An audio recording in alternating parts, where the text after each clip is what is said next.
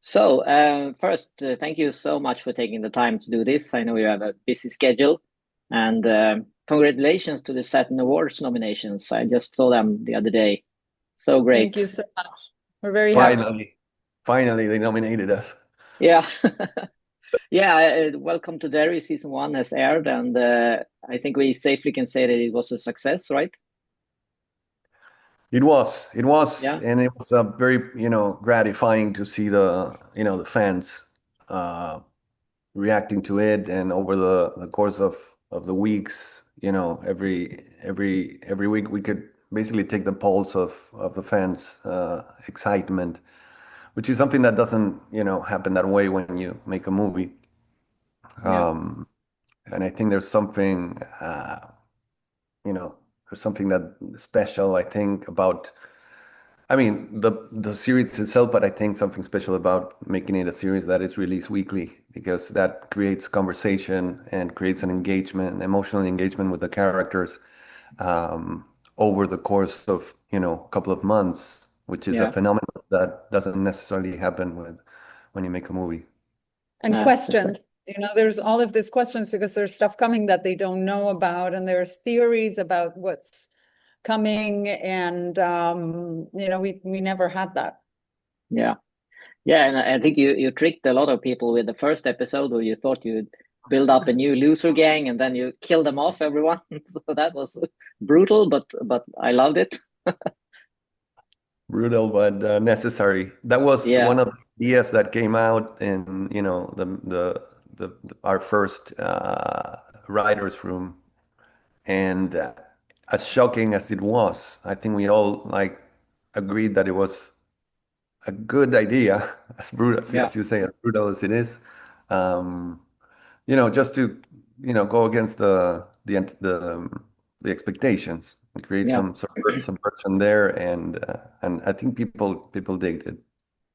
I Yeah, don't I know. love it when the star of the show, so to speak, aren't safe, that they can't die, everyone. It's boring when you know that these and these characters are never gonna die because the show can't survive without them. So I think it was brilliant move to do that, really.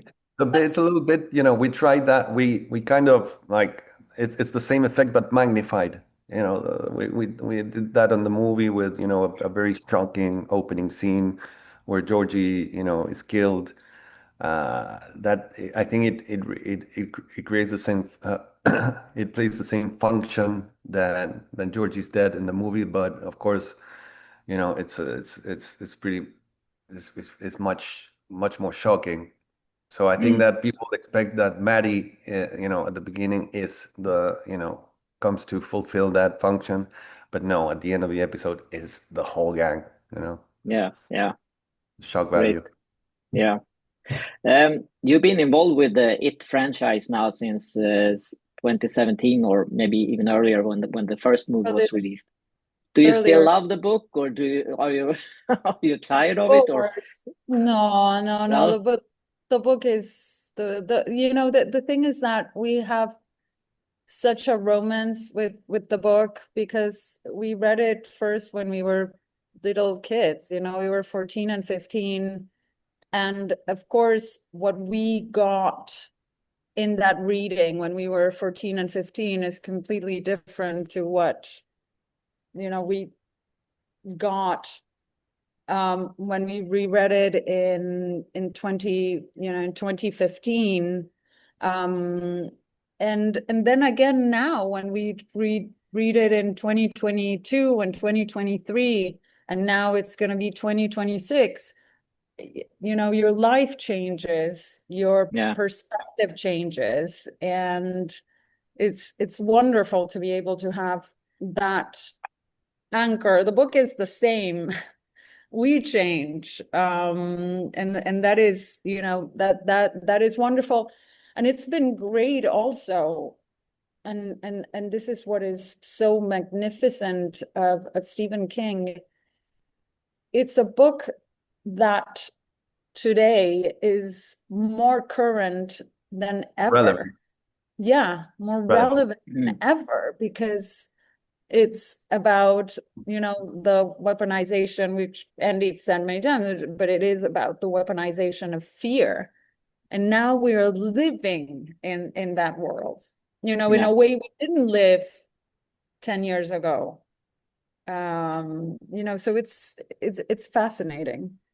Yeah. Before the TV series were really announced and just more of a rumor, there were talks that Bill wouldn't appear as Pennywise in this one. Was there ever any truth in that, or was it just rumors? He was on board from the start. No, It's no, I mean, I think there was a lot. It's very frequent in the trades and in the industry press that there's a broken telephone that keeps getting the thing wrong, and then it's magnified and it's wronger and wronger. Many Yeah. times. Have it in every single movie that we did. There's some, kind of branching of the news that just creates a ridiculous story.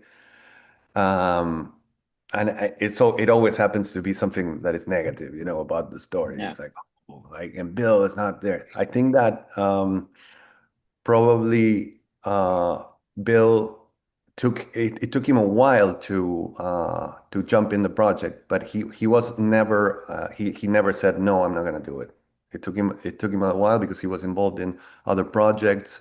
Also, he had done like a chain of very dark characters in which, as the excellent actor that he is, he really immerses in those characters, and it takes a toll many times to go there.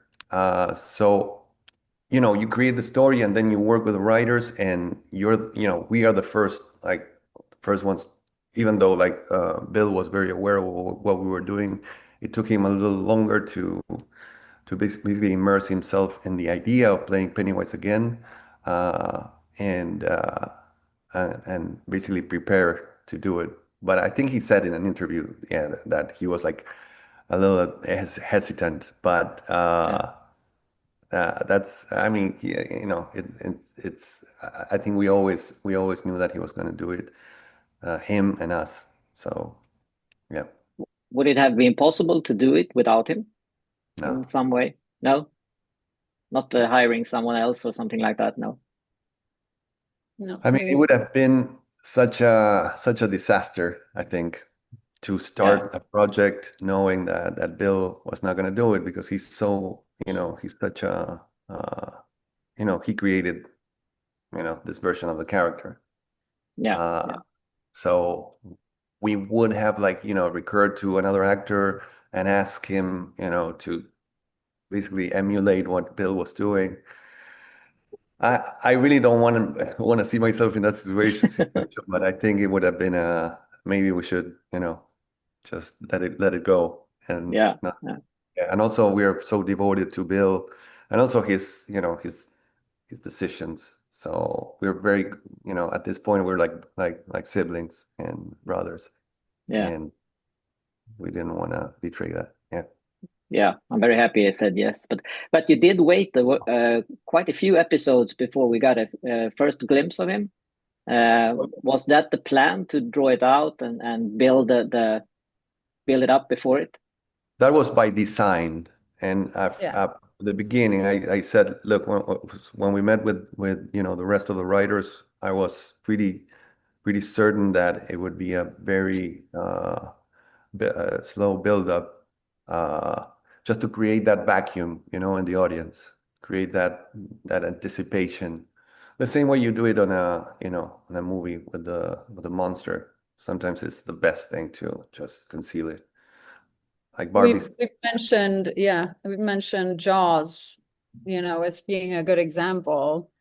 You don't want to get comfortable with the monster. If that happens, and I have a few examples in which that's happened, and it basically kills the mystery. Yeah. And it kills the fear once you're used to it. Once that you know that something has become predictable. you know how to handle it. You know, the great tool that Pennywise has is that he's completely unpredictable. So we needed to keep him like that. And of course, what allows us to do that is that it is a shapeshifter. So, you know, it can incarnate many things before we get The to clown. the clown, and those things are brand new, and those are, you know, brand new fears of each of our characters. So that's the only way I think you can make horror work in television, where you're gonna have to keep your audience engaged for many more hours. You have to keep surprising them. Yeah. Yeah, and I really was maybe not surprised, but I think Pennywise was much more evil and much more cruel in this TV show than the movies, and I was a little bit surprised of that because I thought it might be held back since it was the TV media instead of the movie media. But um, yeah, I think it's positive. I love it. So, but I mean, you chop someone's head off and eat from it, and I mean, it's really cruel and very very visual. We was, I had this intention of of raising the volume a little bit more in terms of intensity and the brutality of it, just to keep people on their toes, I think, and also for fun because we made the movies under the circumstances which were great, but now also the fact that it's HBO and HBO is has a history of basically uh, going to those edges where of violence and well, not in the case of Derry, but like graphic uh, mm, you know HBO has so many shows that there's really no boundaries.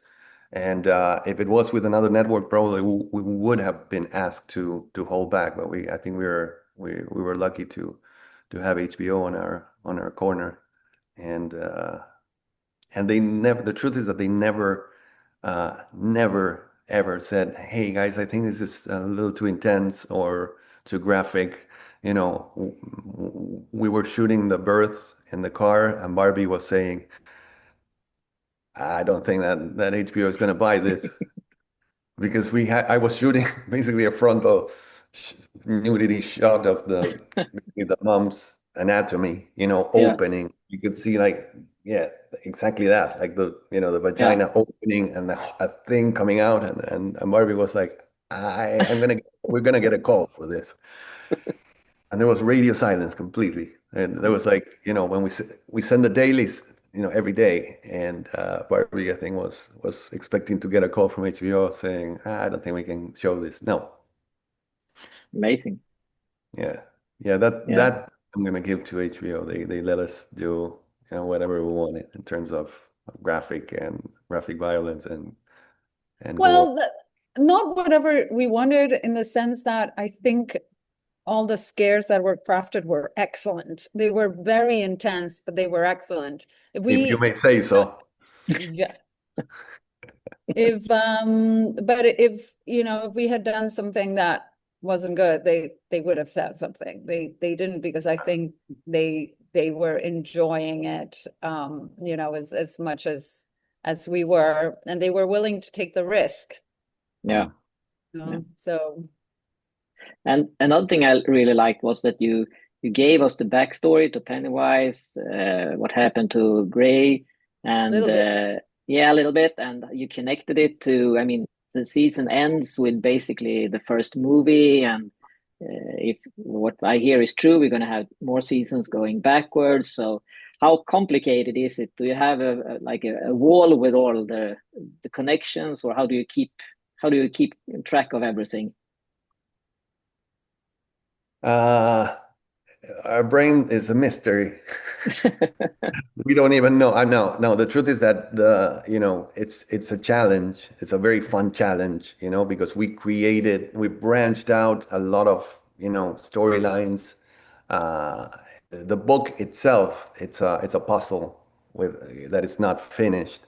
So we created those pieces and branched out all those mysteries, creating new characters, creating new logics, and new narratives in the story. The fact that, Pennywise is doesn't move linearly through time is a complication. It's something that is basically validates that we're the reason we are telling the story backwards is because we're somehow following it.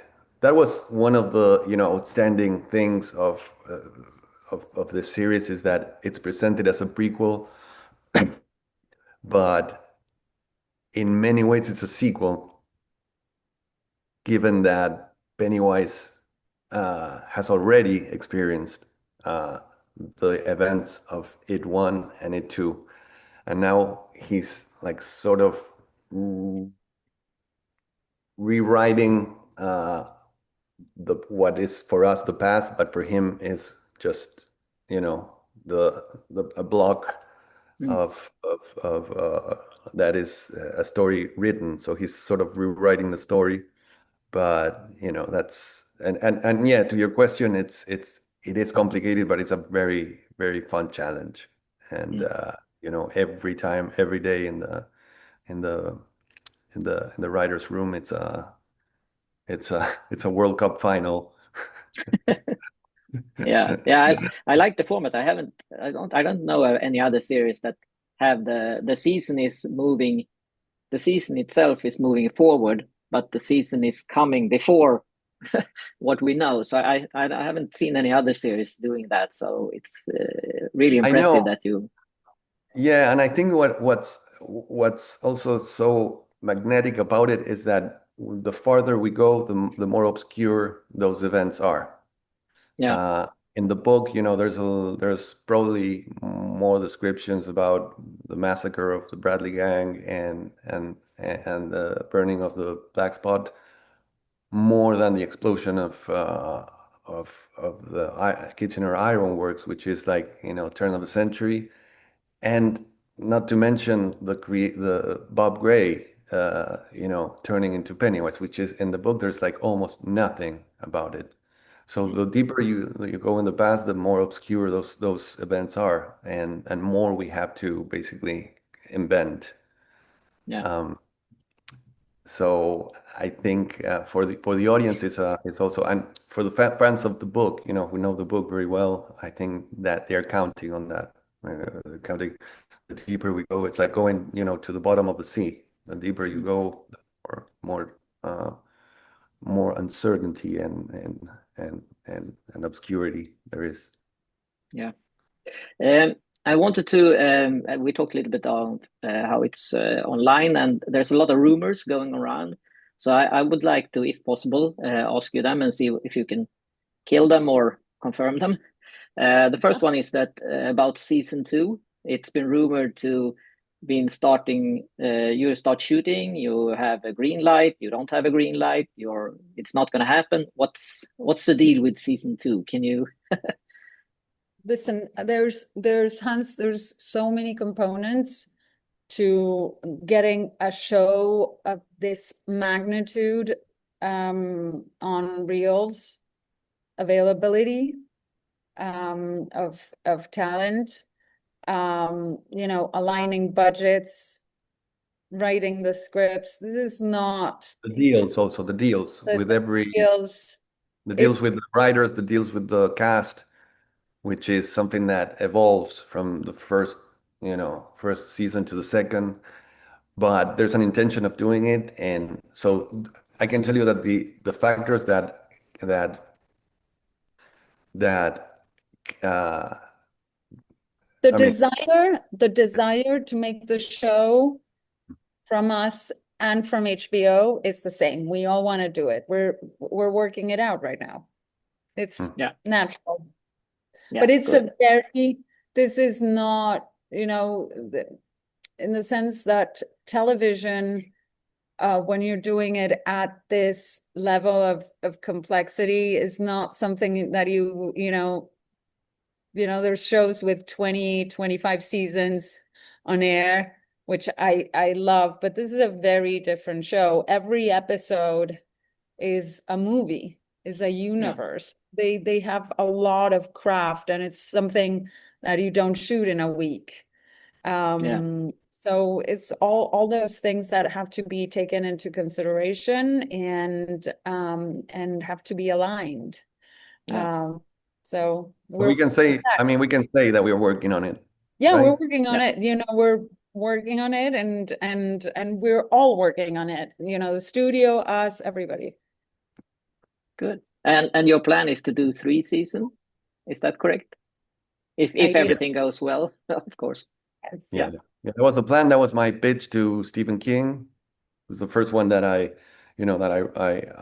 we pitched this idea to, and it's a little bit of that structure where we go Black Spot first season, Massacre of the Bradley Gang second season, Explosion of the Ironworks season 3, and it becoming the clown in the third season. Yeah. Okay, keeping fingers crossed that it will happen. Thank you, Hans. Another thing that's been discussed, and I think you sort of have confirmed this, is that you want to do a super edition of the 2 movies. The supercut. Can you describe a little bit what would be different watching that movie than watching the 2 movies after each other? I think so. This is, of course, speculative and a desire from me, which is like having a narrative that resembles the book a little more. So we intercut the 2 timelines a little more. What happens in chapter 2, which there is a dialogue between the 2 timelines, but including chapter 1. And also like connective tissue that is like a array of scenes that I have in my mind. We haven't written them yet, but it will be necessary to basically blend that into, basically complete that puzzle.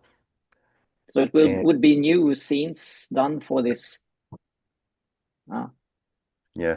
And over the years, Warner Brothers has been through different management and heads, and every time there's a change, we pitch it again, and people, in the studio, they seem to be excited.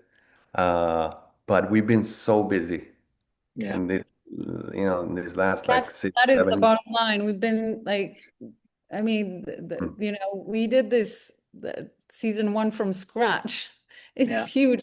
4 years of our lives. So it's, doing the supercut takes time, money, and, we've been so busy on doing new things that it's been hard, but also the desire to make the supercut also responds to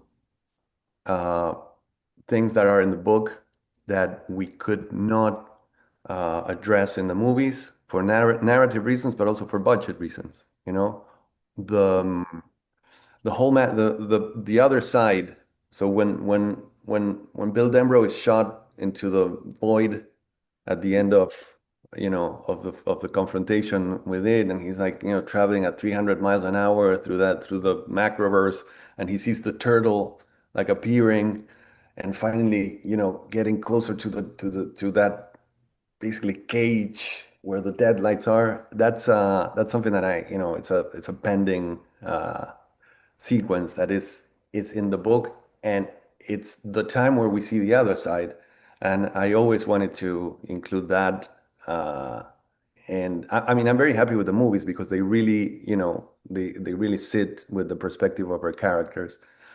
But in the book, Bill goes into the macro and into the void, and that would be one of the scenes that you will see in the supercut. With the exception that it's not Bill who gets shot into the macroverse, but it's Richie. You remember in chapter 2 when Bill Hader gets deadlighted in the cave? Yeah. I want to send Richie into into the macroverse. And that would be, it's a scene that is not cheap because it's like, Yeah. the visuals of that scene is probably like a not cheap scene No. in terms of visual effects and stuff, and it has to be cool. So Yeah. you need a new budget for that. Yeah. How long would this supercut be? Do you have an idea? Yeah, well, that's a good question. It would be probably over probably 5 hours or something, and for what can only imagine, that can be like released on a platform, on a streaming platform Yeah. like Yeah. HBO. Yeah, so Cool. we'll see. Yeah. Yeah. We'll see how this goes. Yeah. Another thing that's also rumored is It Part 3. Is that something you have planned or thought about, or is that just a rumor out there? You know I what? mean, It's a good idea. Uh, and the reasons why it's a good idea, I cannot reveal, unfortunately.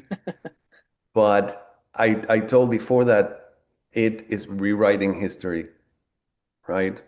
Yeah. So there is a chance that it reappears in the future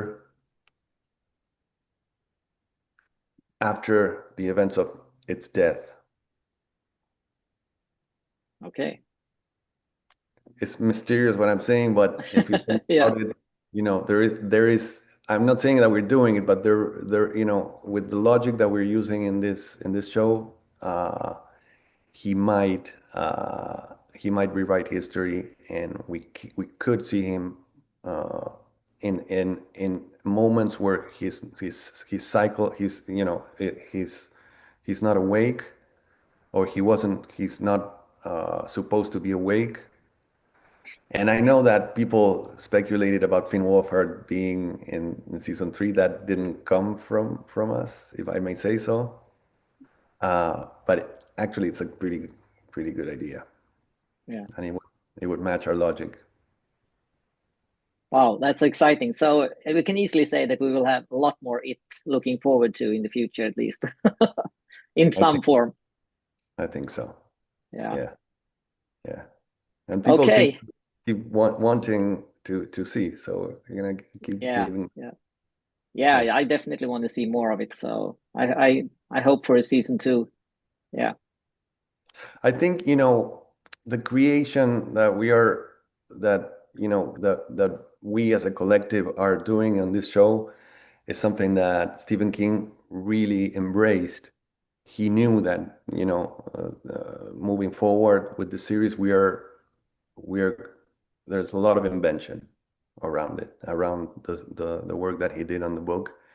And I think that's what gets people excited, because people who read the book, they are excited about seeing things that are on the book, but probably more excited about those filling spaces of the puzzle that has not been completed. Um, so for us, it's very exciting, that Yeah. that process of invention, and everyone that is involved, us, but also the writers involved, they are huge fans of the book. So uh, we are always like, we everything we create from love, and from speculating about what's the best places we can take these pieces and Yeah. make them. It's like a tree. It's the branches of a tree that you know yeah, we're very excited. Is Stephen King involved? I know he supports the project, but is he? Do you go to him and say, "How can we solve this?" And does he have input on the stories itself, or?